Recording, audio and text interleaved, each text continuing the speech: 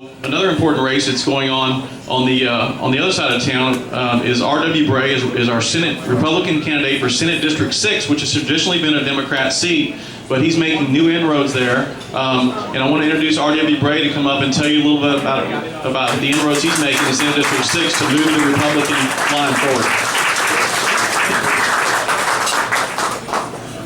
It's good to see you all. See you. Well, let me first address the black elephant in the room. My name is R.W. Bray, and I'm your Senate District 6 candidate for this election. This is difficult for me because I want to be able to relate to you how important this is.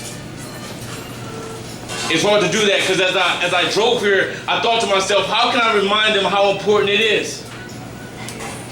How can I show them my heart with only 3 or 4 minutes to speak? It's been a hard race for all of us. It's been a long campaign for many candidates in this room. And we won't be able to take back anything we haven't done or anything we have done. We only can press forward and hope that tomorrow all the fruits of our labor will come out right. I want you to remember this. I want to remind you all of something because I believe that it's powerful. I believe that this is the turning point, and I believe that tomorrow will be historical.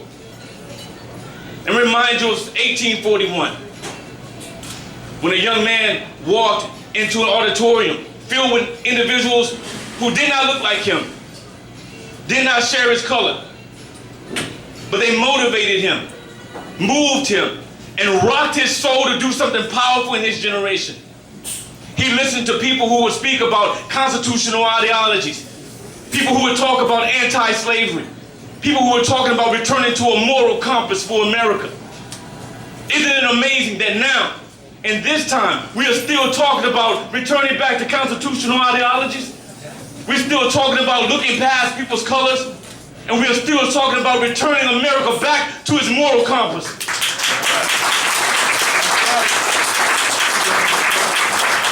That young man's name was Frederick Douglass. And he would go on to move a nation backed by people who would deem themselves abolitionists. But they were more than abolitionists. They were Americans. And that is exactly what we are. So it doesn't matter anymore what history has done.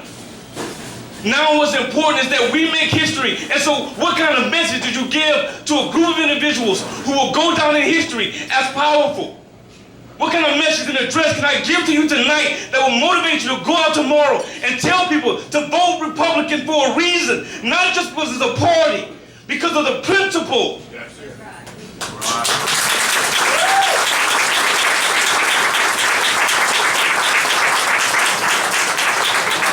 This has been a hard race, and it's caused us to dig deep. It has caused us to look past color. It has caused us to look past your economic status. It's caused us to dig deep and give money we possibly didn't want to give. And let me tell you, this has been a hard campaign for us, especially for the Bray team. But we are still out fighting. Help or no help, we still have faith that tomorrow will be historical. My only prayer, my only hope, and my only address to you guys tonight is don't lose faith in the final hours. As an airman, we never give up. As a soldier, as a veteran, I've learned to fight to the very end. As civilians, I'm calling you to do the same tonight. Because there are men and women who have died. My brothers and sisters at arms, they did not fight for no cause. They fought for the cause that we are all here tonight for change, for hope, and for growth.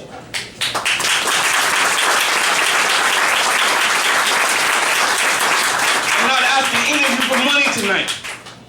I'm only asking you for your help.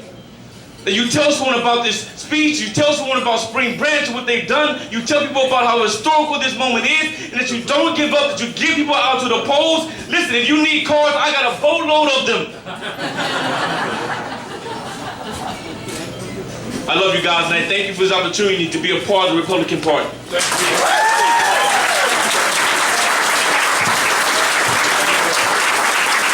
R.W. Bray, don't forget that name.